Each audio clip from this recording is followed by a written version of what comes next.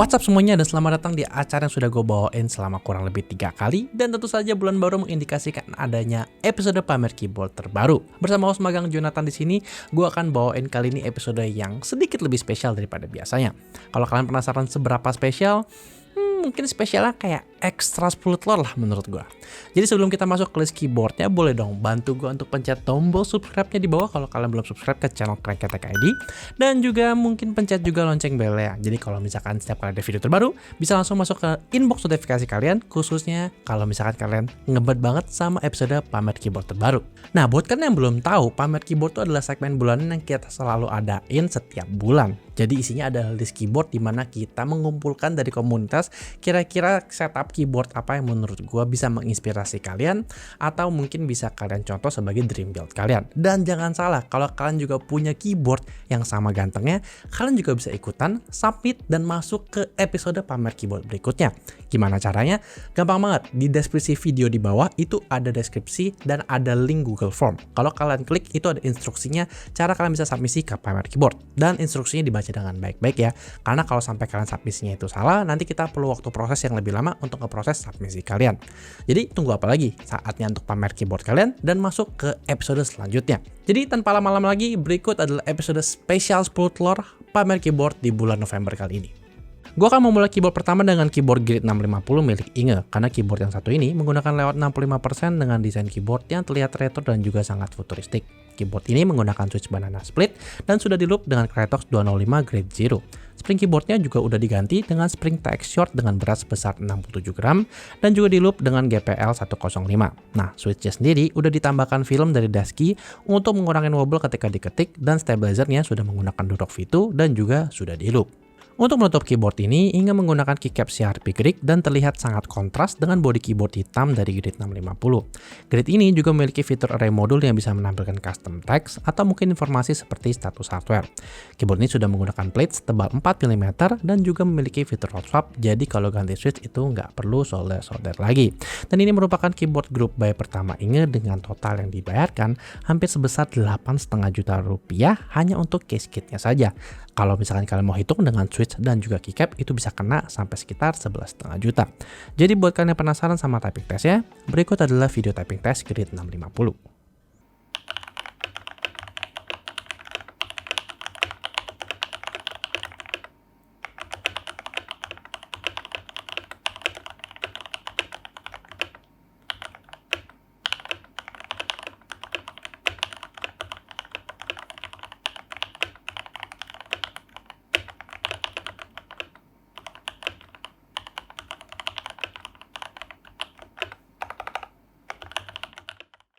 Setelah melihat keyboard dengan desain yang simple dan futuristik, kita akan berpindah ke Gen V2CE milik Handi. Soalnya keyboard yang satu ini punya bodi yang terlihat kalem tapi dengan keycap yang sangat berwarna.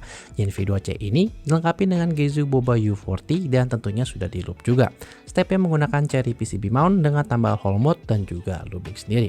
Untuk melengkapi keyboard ini, Handi menggunakan keycap GMK Metaverse dan sederetan artisan dari Alpha Keycaps dan juga dari Artkey. Handi juga memesan custom cable dari Kang Setro untuk memberikan color matching yang sama dengan bodi keyboardnya. Gen V2CE ini cukup spesial karena hanya ada 100 unit di dunia aja. Jadi keyboard ini perlu ditunggu Handi hampir selama 2 tahun. Jadi proses solderingnya itu diserahkan kepada salah satu builder terkenal di Indonesia yaitu Kang Dasdi. Handi sih nggak nyebutin harga keyboard yang satu ini, tapi buat kalian yang pengen meminang Gen V2CE sekarang, itu harus mengeluarkan uang minimal sekitar 5.800 US dollar atau sekitar 82 juta rupiah. Jadi keyboard ini nih sebenarnya spesial banget menurut gua. Keyboard ini memiliki weight multicolor stainless steel dengan internal brass weight di dalam keyboardnya. Keyboardnya juga bisa digunakan kok dengan top mount atau bisa diubah menjadi gasket mount. Jadi buat kalian yang udah penasaran, berikut adalah typing test keyboard Handi.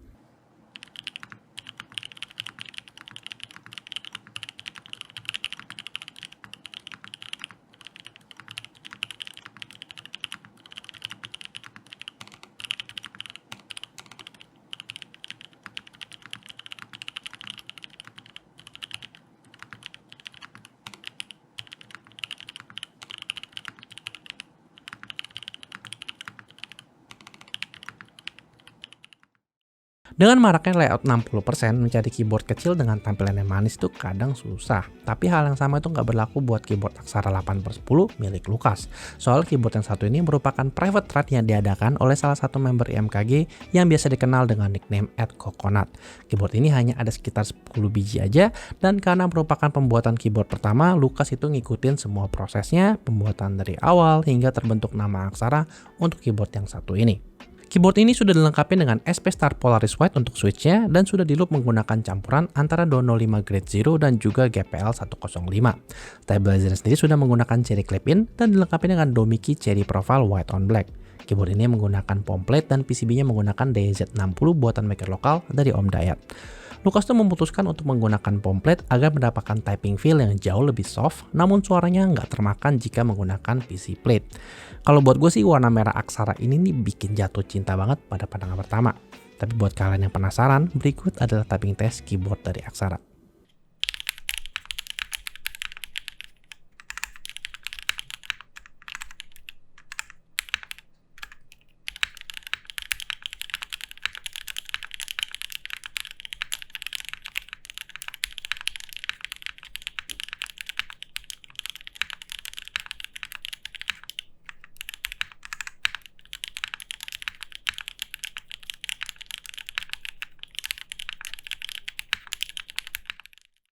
Kalau jantung kalian sudah berdebar melihat keyboard dengan bentuk desain yang beragam, yang satu ini juga sedikit berbeda. Bukan karena bentuknya alien sih, tapi karena bendanya belum bisa dibeli. Jadi ini merupakan Emery 65, keyboard dengan layout 65% yang menggunakan gasket mount. Salah satu yang menarik dari keyboard ini adalah bagaimana dia menggunakan full brass sebagai bottom keyboard yang satu ini.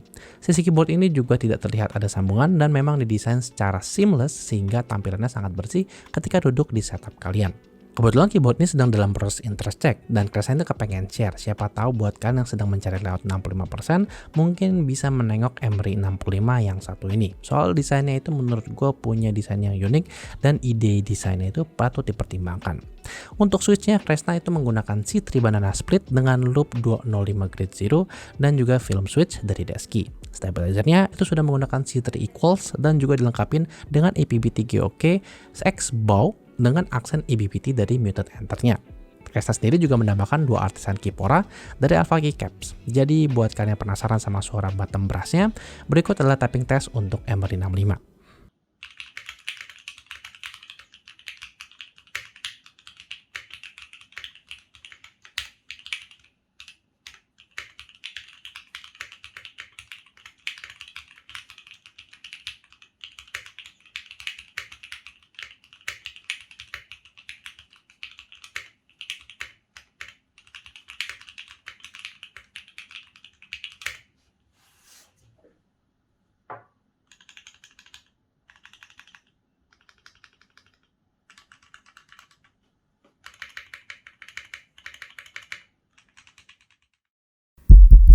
Oke, jadi untuk di keyboard kelima dari episode pamer keyboard kali ini akan gue ambil alih dari John Mac. Karena yang ini terakhir itu cukup spesial karena keyboardnya dikirim langsung ke gue untuk gue setidaknya bisa gue cobain dan gue rekamin dan gue share ke kalian gitu. Dan keyboard ini adalah Keycult No. 1 Rev 2 punya Sarah. Nah, jadi si Keycult ini bisa dibilang adalah sebuah merek custom keyboard atau keyboard entusias yang namanya cukup prestige. Dan buat kalian yang penasaran sama Keycult ya, harganya gitu. Kalau misalnya kalian pernah dengar Keycult, itu harganya harga resell atau harga aftermarketnya mungkin sekitar 2.500 sampai 3.000 dolar gitu. Jadi harganya memang tinggi dan kalau misalkan dirupiahkan langsung itu sekitar ya 30 sampai 40 jutaan. Jadi memang harganya itu tinggi banget harga aftermarketnya. Dan kenapa si keyboard ini harga aftermarketnya bisa tinggi? Karena alasannya si keyboard ini memang tidak dijual massal. Dan untuk dapetin si keyboard ini dia itu metodenya harus raffle atau diundi gitu. Dan kalau nggak salah ada yang namanya commission. Jadi kita bisa pesan langsung ke Keycult gitu dan dibuatin sama mereka. Cuman harganya itu juga tinggi, kalau nggak salah sekitar 2.000-an dolar juga kalau gua nggak salah ya. Cuman kalau misalnya kita ikut raffle-nya, kalau gua nggak salah denger juga harganya itu sebenarnya nggak begitu heboh ya. Karena harganya bisa dibilang masih kurang lebih sama dengan custom keyboard lain yang harganya atau berada di level yang sama gitu. Itu sekitar kalau nggak salah 600 sampai 700-an dolar kalau gue nggak salah ingat. Kalau misalnya gue salah silakan dikoreksi. Lalu memang setelah gue cobain langsung keyboard ini secara kualitas, build, material yang dipakai dan juga finishingnya semuanya itu bisa dibilang dieksekusi dengan sangat baik banget lah menurut gue. Nah jadi keyboard number one Rev 2 ini dia itu layoutnya WKL, jadi dia itu sebenarnya TKL tapi dia itu Windows keyless gitu ya, nggak ada Windows key-nya. Dan untuk spesifikasi sendiri yang dia pakai di sini dia itu di bagian mid aksennya menggunakan mirror polish stainless steel, di bagian plate-nya dia menggunakan aluminium yang punya leaf spring supaya memberikan flex yang dimana mountingnya di sini menggunakan gasket mount. Dan kalau gue nggak salah dengar juga kalau misalkan si keyboard number one itu adalah salah satu keyboard mechanical yang menggunakan implementasi gasket mount yang katanya salah satu yang terbaik. Untuk di bagian switch-nya di sini dia menggunakan JWK H1 yang udah spring swap dengan springnya TX yang beratnya itu 62 gram long spring. Lalu udah menggunakan film dari Deskis juga dan sudah di loop juga dengan Krytox 205 dan 105 di springnya. Di bagian stabilizer dia menggunakan Durock V2 yang udah di loop dengan XHT BDZ di bagian wire dan di housingnya dia menggunakan Krytox 205. Dan buat keycaps di sini Sarah menggunakan GMK WOB atau GMK White on Black dan Artisan Ramahawk di bagian escape dari GMK Stealth yang bikin penampilan keyboard ini menurut gua kelihatan konsisten banget warna hitamnya. Dan memang kalau misalnya dilihat-lihat secara penampilan keyboard ini tuh kelihatan kayak keyboard biasa aja gitu, tapi ternyata keyboard ini adalah keyboard Sultan. Oke, jadi kurang lebih seperti itu. Dan setelah gue cobain keyboard number one Rev 2-nya punya si Sarah ini, memang gue suka sih sama tapping feel-nya karena kerasa soft gitu ya tapping feel-nya. Mungkin karena faktor aluminium leaf spring-nya jadi nggak kerasa stiff-nya aluminium.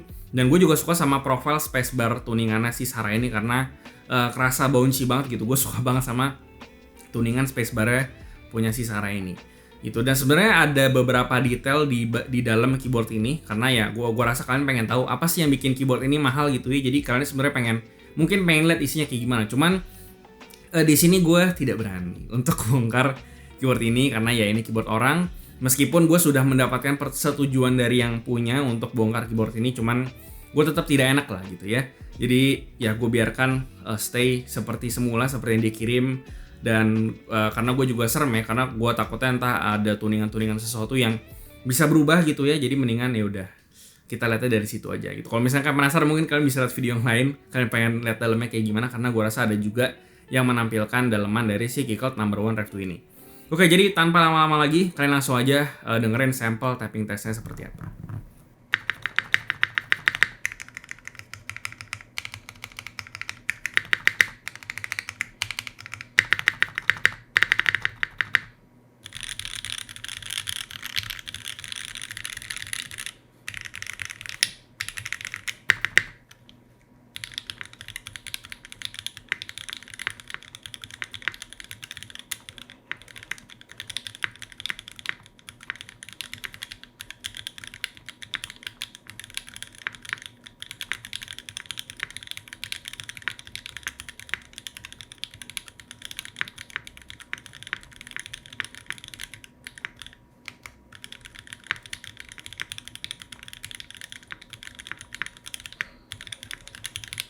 Oke, jadi kurang lebih seperti itu ya episode pamer keyboard kali ini gitu. Dan memang di episode kali ini cukup spesial, kita menampilkan keyboard yang mungkin tidak pernah kalian lihat gitu ya.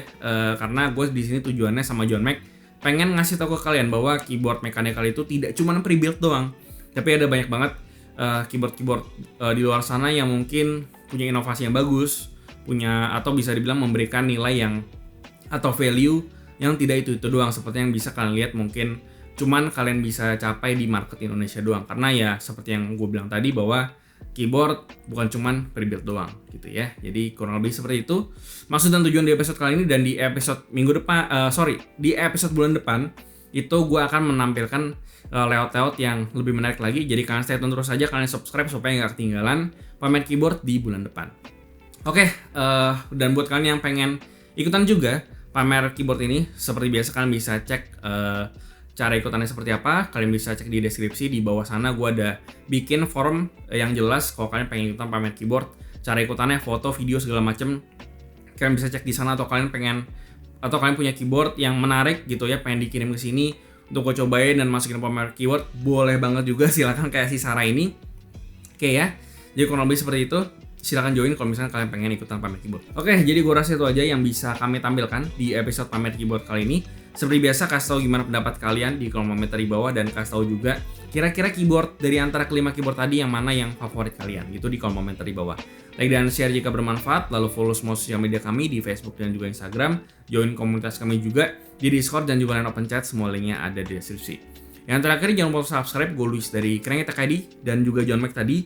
Ya, seperti biasa, sampai jumpa di video berikutnya.